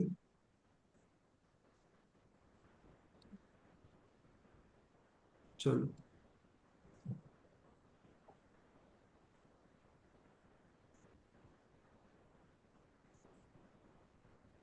क्लियर। देन उसके बाद हम क्या कर रहे हैं, प्रोमिसेज, एक ये स्पेशल टाइप के, ये भी कंस्ट्रक्टर फंक्शन के थ्रू, अगर हम अभी हम प्रोमिसेस का यूज कर रहे हैं, तो प्रोमिसेस डॉट, बेसिकली ये भी एक फंक्शन है रिजॉल्व। बट अभी आप मत समझे, प्रोमिस जब पढ़ेंगे तो पढ़ेंगे। देन उसके बाद हम इसको क्या कर सकते हैं, देन मेथड, ये भी एक मेथड है, इसको हम कॉल कर सकते हैं, और इसमें हम जो भी कुछ करेंगे वो हमें क्या करेगा, सिंपली रिटर्न करेगा। तो यहाँ पे जस्ट लाइक, अगर अगर हम मान लीजिए सपोज दैट हाई लिख देते हैं, ठीक है, हाई फ्रॉम प्रोमिसेस। अब बताओ मेरे को कि इसमें से क्या, सब अभी अगर मैं रन करूंगा तो क्या प्रिंट होगा पहले, क्यों, सर ये प्रॉमिस समझ में नहीं आ रहा। प्रॉमिस नहीं समझ में आया, नहीं समझ में आया, वही पढ़ना है। आ, सर ये लाइन क्या कर रही है ये। चलिए मैं आपको बता दे रहा हूँ। अच्छा देखिए, बेसिकली क्या है ना, प्रॉमिस या तो हम क्रिएट कर सकते हैं या तो हम कंज्यूम कर सकते हैं, ठीक है। अ, अगर हम प्रॉमिस खुद का क्रिएट कर रहे हैं तो हमें प्रॉमिस ऑब्जेक्ट, बेसिकली ये कंस्ट्रक्टर फंक्शन मिलता है। इसको हम कॉल करते हैं, देन उसके बाद हमें, जब भी हम इसको कॉल कर रहे हैं तो हमें कॉल बैक में हमें ना दो स्पेशल फंक्शन मिल जाते हैं, रिजॉल्व एंड रिजेक्ट नाम के दो फंक्शन मिल जाते हैं। रिजॉल्व में अगर अगर रिजॉल्व होता है तो बेसिकली हमारा कोड सक्सेस होता है, देन हमारा देन मेथड बेसिकली कॉल होगा। अदरवाइज अगर रिजेक्ट होता है तो यहाँ पे हमें कैच मेथड एक मिलता है, बेसिकली कॉल बैक फंक्शन, वो कॉल होता है। अभी इसके बारे में पढ़ेंगे। तो प्रोमिसेज एक कॉल बैक हेल्थ से बचने के लिए एक स्पेशल टाइप का बेसिकली ऑब्जेक्ट हमें जावास्क्रिप्ट में ES6 में ना बेसिकली इसको लॉन्च किया गया है, ठीक है। बेसिकली ES6 से हम इसको यूज कर रहे हैं, ठीक है, प्रोमिसेज। तभी इसके बारे में पढ़ना ही है। अभी एसिंक्रोनस कोड में यही से तो पढ़ना है हमें, प्रोमिसेज, एसिंक, अवेट, यही से पढ़ना है। बट अभी बस हम ये हमें चेक करना है, जो कि अभी हम लोगों ने देखा क्या था कि जो भी हम क्या डिस्कस किया था कि जो प्रॉमिस है वो कहाँ पे स्टोर होगा, कॉल बैक क्यू में, किस टाइप के क्यू में स्टोर होगा ये, क्यों? So micro task queue. Micro task Q किस सिंपल जो कॉल बैक क्यू उससे पहले एग्जीक्यूट होगा? Yes, sir. नहीं, यही तो अभी हमने डिस्कस किया था। तो अब कर लो। तो अभी अभी आप बताइए कि क्या होगा, कैसे रन होगा। इसमें दो फंक्शन एसिंक्रोनस कोड है, सेट टाइम आउट और प्रोमिसेज, और बाकी सिंपल दो सिंक्रोनस कोड है। तो रन कैसे होगा, मतलब आउटपुट क्या आएगा हमारा, क्यों? अभी यही तो समझे हैं, थ्योरी में क्या समझे? पहले सबसे पहले कंसोल डॉट लॉग रन होगा। क्या आएगा पहले? Sir start. सबसे पहले स्टार्ट। स्टार्ट आएगा, देन उसके बाद सर उसके बाद टू कंसोल। हाँ, सर उसके बाद हमारा आ जाएगा टाइम आउट। टाइम आउट, ठीक है। उसके बाद फिर प्रॉमिस कोड। तो पहले तो हमारा प्रॉमिस कोड आना चाहिए क्योंकि उसकी हाई रहती है प्रायोरिटी। सिंपल। तो अगर मैं रन करता हूँ तो देखिए क्या आ रहा है, start to console promise code, ये, देन उसके बाद 2 सेकेंड के बाद हमारा क्या आ रहा है, ये टाइम आउट आ रहा है। नहीं, तो तीसरे नंबर पे क्या आ रहा है, भले उसका क्रम फोर्थ है, क्यों क्यों ऐसा क्यों हो रहा है, सर क्योंकि, हाँ बोलिए। सर ये कह रहे थे जो टाइम आउट अभी हमारा फोर्थ पे आ गया है, अगर हम लोग वहाँ 1000 की जगह अगर कुछ कम टाइम कर देंगे तो वो प्रॉमिस कोड के पहले आ जाएगा। तो अच्छा चलो भाई, जीरो करके देखते हैं। अब जीरो से कम तो नहीं हो सकता है ना? यस। अभी देखते हैं, अभी भी तो आ रहा है टाइम आउट। अभी भी आ रहा है। तो यही तो थ्योरी में समझा रहा था मैं। मतलब सर टाइम आउट और रिजॉल्व में प्रायोरिटी लग रही है। हम्म जो हमारा टाइम आउट है, सेट टाइम आउट, हम्म उसमें, और जो हमारा हमने डॉट रिजॉल्व लगा रखा है उसमें कुछ प्रायोरिटी वाला केस आ रहा होगा। सिंपल प्रायोरिटी, इसलिए थ्योरी इतना समझाया जा रहा है भैया आपको, कि अगर मान लीजिए आप चूंकि आप कोड लिखेंगे तो उसमें सेट टाइम आउट भी, और फिर और जस्ट लाइक जो हमारा माइक्रो टास्क क्यू में सिर्फ प्रोमिसेज और जो म्यूटेशन ऑब्जर्वर है, बस वो दो कोड है, ठीक है। तो अगर मान लीजिए आप मल्टीपल एसिंक्रोनस कोड लिख रहे हैं, उसमें भी आप कोई प्रायोरिटी सेट करना चाह रहे हैं कि सबसे पहले उसमें से ये कोड रन होना चाहिए, तो आप उसको प्रोमिसेज में रैप करेंगे। नहीं तो आप ए टाइम सेट टाइम आउट या फिर बाकी अदर तरीके से आप रैप करेंगे।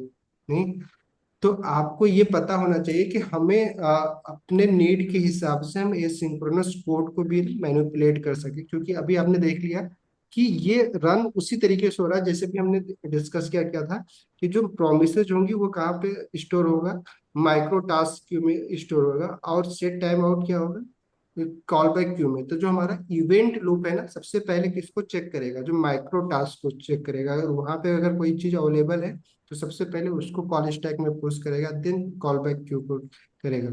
इसकी टाइम चाहे जीरो ही हो। नहीं, अब बहुत बार क्या लगता है कि हम लोग जैसे कि कॉल स्टैक में जो भी ये सिंक्रोनस कोड होता है उसको वहां पे एग्जीक्यूट तुरंत नहीं करके, बल्कि वेब एपीआई में सेंड करता है, क्यों? क्योंकि वो टाइम टेकिंग होता है। बट 0 सेकेंड तो कोई टाइम टेकिंग नहीं, बट फिर भी जो भी ये सिंक्रोनस कोड है, पहले 0 सेकेंड हमने पुश किया है। ये फंक्शन एक स्पेशल टाइप का फंक्शन है जिसको बेसिकली उसी प्रोसेस के साथ क्या होगा, ये एग्जीक्यूट होगा।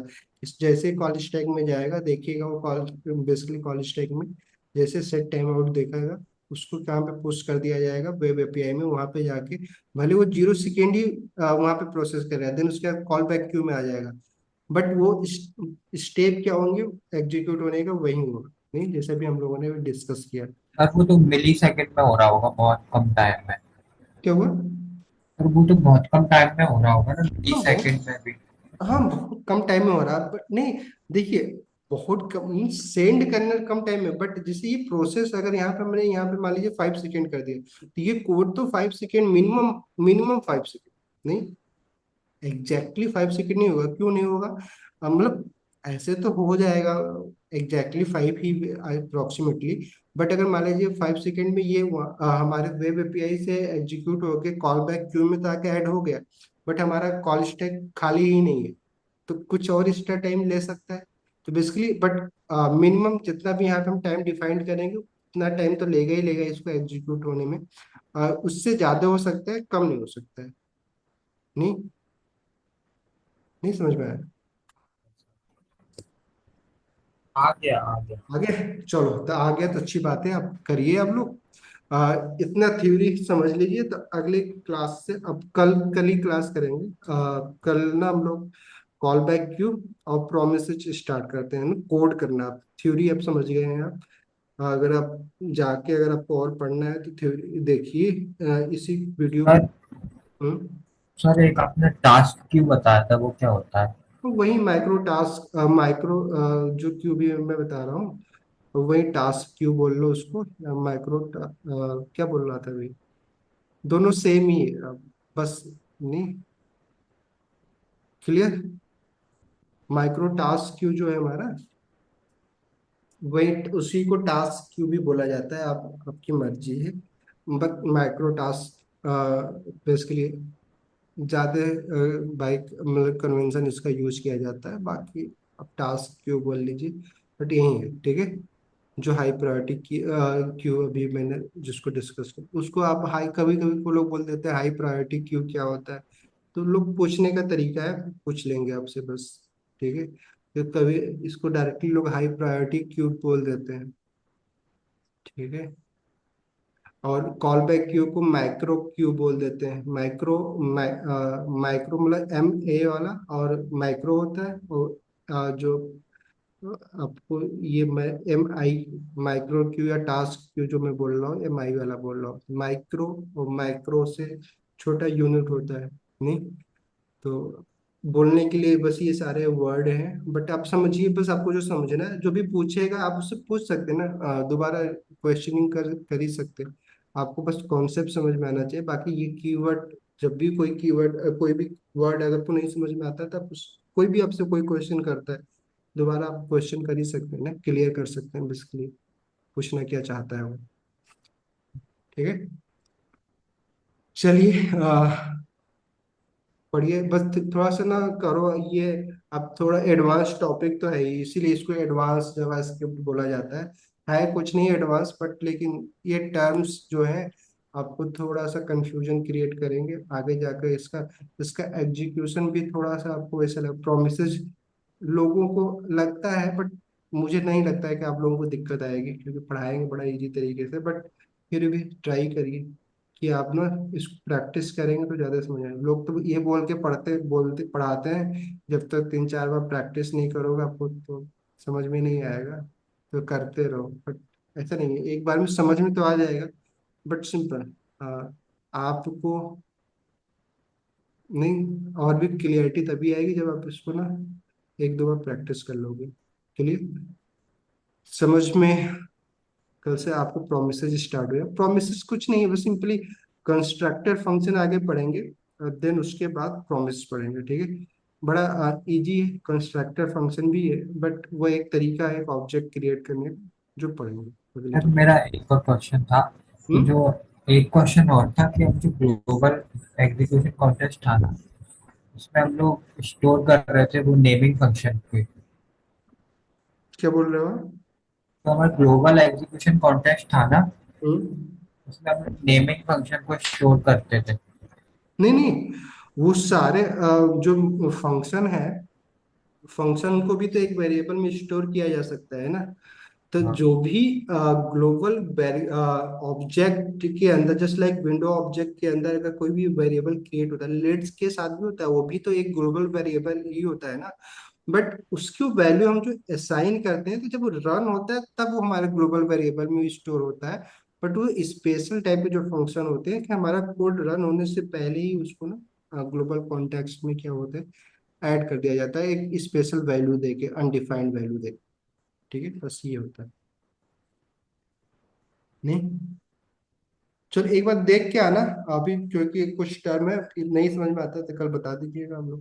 नहीं, थोड़ा बहुत और कर लेंगे अभी, बाकी तभी एक हफ्ते पढ़ेंगे तो बहुत सारी बात तो यूज करना ही है अभी, तो समझ में आओगे। ठीक है, जितना अभी बताएगा इसको ना रिवाइज कर लीजिएगा, इसका नोट्स बना लीजिएगा, अदरवाइज ना फिर बाद में ना आप डॉक्यूमेंटेशन से पढ़ने तो जाओगे तो फिर बड़ा टाइम लगता है, प्रोमिसेस में तो खासकर लगेंगे, तो प्रोमिसेस तो ऐसे पढ़ ही नहीं सकते, इसी से पढ़ने की कोशिश करिएगा, इतना ही आपको जरूरत होगी जितना मैं पढ़ाऊंगा। ठीक है, यस। ठीक है, फिर मिलते हैं कल। बाय।